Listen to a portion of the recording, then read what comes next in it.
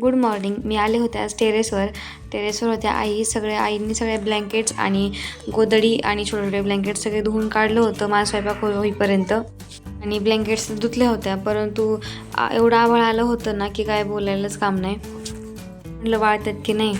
मी माझ्या मागे आलं होतं, हे माझं बाळ. ठीक आहे, एक दिले पिलू. पिलूनी काय केलं? एकच दिला. तू काल दिला नाही ना मला, म्हणून तुला आज एकच दिला मी. आणि आम्हाला किती ठेवले? एवढे ठेवले. एकच दिला, आता एकच खायचा. खा बसून.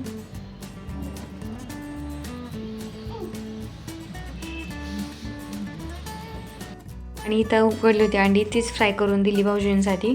हे आले होते आमचे कावळे शेठ. त्यांना चपाती खायला नकोच म्हणतो, त्याला फक्त पाहिजे असतं फरसाण. एवढ्या आणि ते पण वेळेस लाल चपाती कलरचं. टाकली तर तो खाल्ली नाही, आणि आता चिवडा टाकलाय तर खात बसलाय. आले. आणि गावावरून आल्यापासून काही देव आम्ही पुजलेच नव्हते, कारण की आजीचं असं झाल्यामुळे देवाच्या सगळ्या वस्तू पाण्यात सोडायच्या होत्या. आणि मग म्हटलं हातोहात हे पण काम करून घ्यावं, म्हणून टेबल बाहेर काढला आणि टेबल घासून पुसून घेतला. टेबल खूप तेलकट आणि खूप चिवट आणि तेलकट झाला होता, तो छान घासला. आणि माझं संपलं होतं कॉलिन, त्याच्यामुळे मी डिशवॉश लिक्विड त्यामध्ये मिक्स केलं होतं कॉलिनच्या डब्यामध्ये, आणि ते स्प्रे करून खूप छान निघतं डिशवॉश लिक्विडनी, पण कॉलिनच्या वरती निघतं. तर तुम्ही नक्की ट्राय करा डिशवॉश लिक्विडने असं हे पुसायला.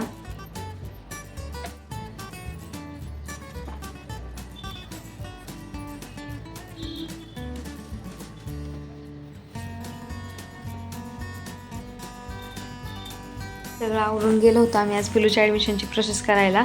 आज लवकर ॲडमिशन सुरू झाले होते, त्याच्यामुळे गेलो होतो भाऊजी, मी आणि आई. इथं पिलूला कुठं बाहेर जायचं म्हणलं ना, त्याची एक्साइटमेंट नेक्स्ट लेवल असते, आणि गाडी जायचं म्हणलं तर काय खरंच नाही. त्याचं ॲडमिशन घेतलं आणि घरी आलो. आज होता आईनं उपवास, त्याच्यामुळे भाऊजींनी इथं सगळ्यांसाठी मँगो ज्यूस आणला होता, आणि सोबत मी खिचडी केली होती. आज सगळ्यांसाठीच खिचडी केली होती, भाऊजींनी, मी आणि खिचडी. आणि वेळ खाल्ली त्याच्यामुळे भूक पण नव्हती. काही दुपारचं फक्त एवढंच केलं होतं. आणि मी विसरले होते ब्लँकेट्स पलटी करायचे. मग 4:30 वाजता ते ब्लँकेट्स पलटी केले, आणि सोबत काय वाळलेले कपडे होते ते घेऊन गेले.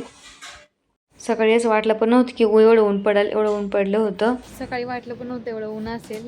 आणि आता आले कपडे काढायला वरती. सकाळी एवढी थंडी वाजत होती, थोडंसं टिपकल्यागत झालं, असं आभाळ आल्यागत झालं. खूप टेन्शन आलं तर कपडे वाळतील का नाही असे. आता हे धुतलेत ना ब्लँकेट्स आणि वगैरे धुतल्या होत्या, पण वाळल्या होपफुली. मी म्हणताना काय बघत असेल तर मी बघत होते विमान, आणि आज ते खूप खालून चाललं होतं, म्हणजे अपेक्षित उंचीपेक्षा पण खूप खालून गेलं.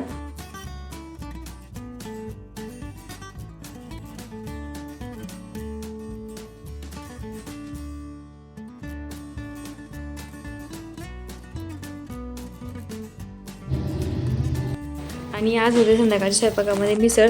मटकीला मोड आणायला ठेवले होते, त्याला खूप छान मोड आले होते, त्याच्यामुळे आज म्हटलं मिसळच करावी सिंपल.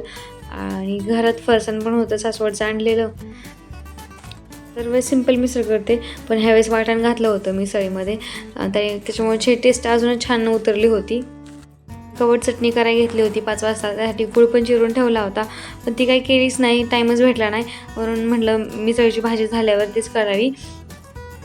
इकडे मी एका साईडला भाजी परतत होते, ते एका साईडला गरम पाणी करायला ठेवलेलं, कारण की गरम पाणी भाजीमध्ये ओतलं ना त्याला तरी आणि चव पण खूप छान लागते. तुम्ही नक्की ट्राय करा एकदा. आणि इथे मी कवट असे फोडले होते, म्हणजे खूप छान लागत होते, असे आंबट नव्हते एवढे लागत. गुळ टाकून अशी चटणी मी जवळजवळ ना 7 ते 8 वर्षातून गावाकडे आई बनवते अंदाजे.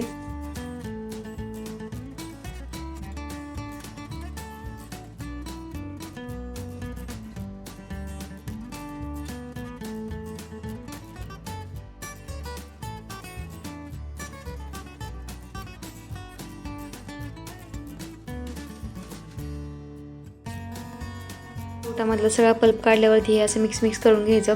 मिक्स करायला वेळ लागतो, पण एकदा मिक्स झालं ना हे आपोआप पातळ होतं, गुळ वितळतो यामधला, तर अजून छान लागतं.